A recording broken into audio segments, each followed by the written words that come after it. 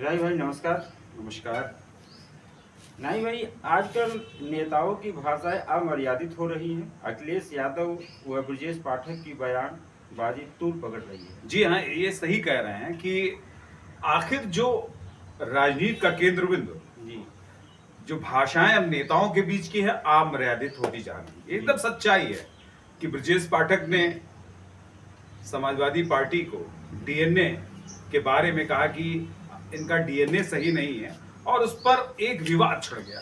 और अखिलेश यादव ने, समाजवादी पार्टी ने इस चीज को गहराई से लिया और ब्रजेश पाठक के ऊपर कड़ी बयानबाजी, यानी रिश्तों की पोल खोल दी। ये सबसे बड़ी बात है कि आखिर इतना लोकतंत्र में क्या सही ये चलता है? अभी वो वर्चुअल वॉर इतना तेजी से आगे बढ़ रहा है कि अभी ये थमने का नाम नहीं दे रहा है। क्योंकि इससे पहले ब्रजेश पाठक ने सफाई दी, कल अखिलेश यादव ने सफाई दी, इसके बाद आज योगी यानी मुख्यमंत्री योगी आदित्यनाथ जी का भी एक बयान सामने आया कि समाजवादी पार्टी मर्यादित भाषा का प्रयोग करे।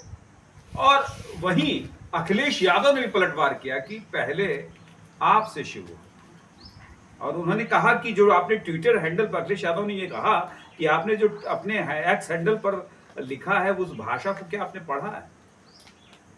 क्या यह लोकतंत्र में सही है? एकदम नहीं सही है। क्योंकि लोकतंत्र में पहले भी भाषाएं होती थी, मर्यादित होती थी। एक वाक्य मैं बताता हूं पार्लियामेंट का। जब नेहरू जी प्रधानमंत्री हुआ करते थे और पार्लियामेंट के अंदर बहस चल रही थी और चीन के ऊपर यह मामला चल रहा था। चीन से बार बार एक सांसद महोदय,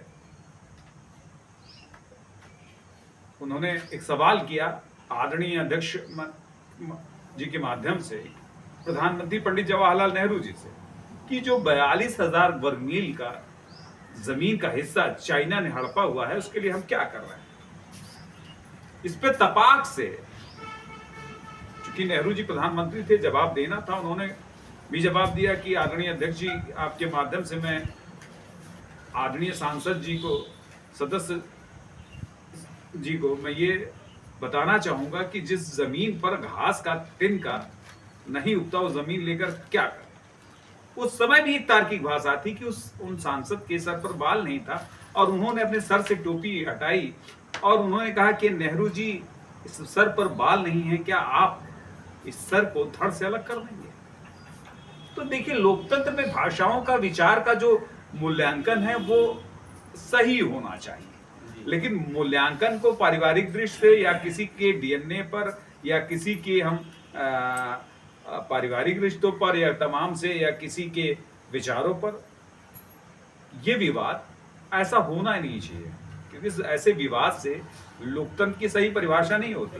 तमाम से लोग होते हैं कि चुनाव में कुछ और कुछ बोल देते हैं और चुनाव की परिभाषाएं कुछ और होती है। चुनाव में वोटिंग के समय कुछ और मामला होता है और उस समय जब वोटिंग से पहले जितनी भी जनसभाएं हैं, कुछ न कुछ इस तरह का कुठाराघात होता है और जिस पर मैं तो कहूंगा कि चुनाव आयोग को भी संज्ञानता एकदम संज्ञानता लेनी चाहिए। इसको लेना चाहिए जी, चुनाव आयोग को भी संज्ञान में लेना चाहिए, क्योंकि शब्द का जो है दुरुपयोग बहुत हो रहा है। एकदम ऐसा नहीं है कि पर्टिकुलर चुनाव के वक्त भी आचार संहिता लगी हुई है, चुनाव में भी लोग बीच बीच में करते रहते हैं। अब ये ऐसे पलटवार पर तो एक करते रहेंगे।